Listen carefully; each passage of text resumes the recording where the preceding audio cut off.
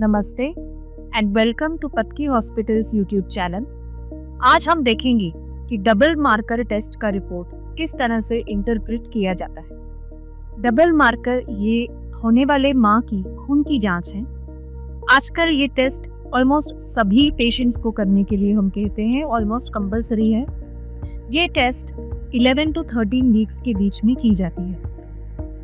कई बार अगर बेबी में कोई जेनेटिक प्रॉब्लम है तो वो हमें सिर्फ सोनोग्राफी में नहीं दिखता, इसलिए ये टेस्ट करके पैदाइशी कोई जेनेटिक कंडीशन लेके बच्चा नहीं आ रहा है ना, ये देखा जाता है। इस टेस्ट के रिपोर्ट जो है वो 3 टाइप के आते हैं, लो रिस्क, इंटरमीडिएट रिस्क और हाई रिस्क।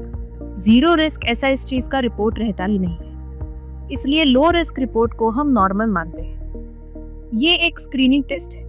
इसका मतलब कि अगर इस टेस्ट का रिपोर्ट नॉर्मल आता है यानी लो रिस्क ऐसे आता है तो आपके बच्चे में इस तरह की जेनेटिक प्रॉब्लम होने की संभावना लो है यानी कम है। अगर ये रिपोर्ट इंटरमीडिएट या हाई रिस्क आता है तो पेशेंट्स अक्सर डर जाते हैं और कई बार उन्हें ये प्रेगनेंसी टर्मिनेट करने की भी सलाह दी जाती है।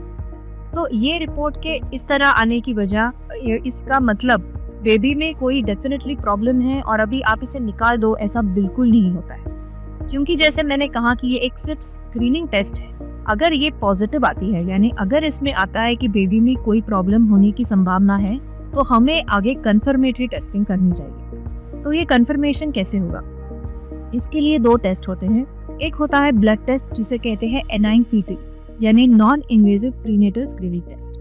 इसमें फिर से माँ का खून लिया जाता है और डिटेल में जो सारे क्रोमोसोम्स होते हैं हमारे बॉडी में उनकी जांच की जाती है। माँ के खून में बेबी के सेल्स भी पाए जाते हैं।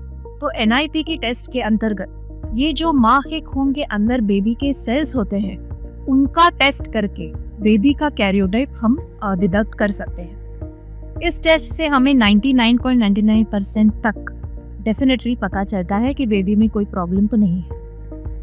कई केसेस में NIPT ना करके आप सीधा एम्नियोसेंटेसिस करो, यही कहा जाता है।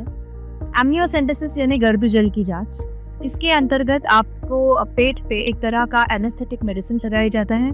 सोनोग्राफी करके बेबी का लोकेशन और प्लासेंटा का लोकेशन निश्चित किया जाता है और फिर एक सुई पेट में डाल के बच्चेदानी के अंदर डाल के बेबी के आसपास का जो एमनियोटिक फ्लूइड रहता है वो निकाल के टेस्टिंग के लिए भेजा जाता है और उसमें हमें पता चलता है कि एग्जैक्टली बेबी का कैरियोटाइप कैसा है, माइक्रो एरे कैसा है। ये सारे टेस्ट इसमें किए जाते हैं। अब आपके केस में NIPT करना है या एम्नियोसेंटेसिस करना है, इसका डिसीजन कई सारे पैरामीटर्स पे डिसाइडेड किया जाता है। सबसे पहले है आपका एज, दूसरा है आपके NT स्कैन की सोनोग्राफी में NT यानी न्यूक्लियर थिकनेस की मात्रा कितनी आई है, और तीसरी चीज़ है आपके सोनोग्राफी में बाकी पैरामीटर्स कैसे हैं, यानी बेबी का हार्ट, बेबी के इंटेस्टाइन्स, बेबी के किडनीज, बेबी का ब्रेन, इस सब में कुछ प्रॉब्लम है या नहीं। तो आज हमने ये जाना कि डबल मार्कर के रिपोर्ट में अगर इंटरमीडिएट या हाई रिस्क ऐसा रिजल्ट निकल के आता है तो इसका मतलब बेबी में डेफिनेटली कोई प्रॉब्लम होने ही वाला है, ऐसा बिल्कुल नहीं है। ये एक स्क्रीनिंग टेस्ट है। अगर ये आपके केस में पॉजिटिव निकल के आती है तो आगे कंफर्मेशन करके ही आगे का डिसीजन हमें लेगा है। इस सिलसिले में अगर आपके मन में कोई डाउट हो तो मुझे नीचे कमेंट सेक्शन में ज़रूर पूछिए। Thank you.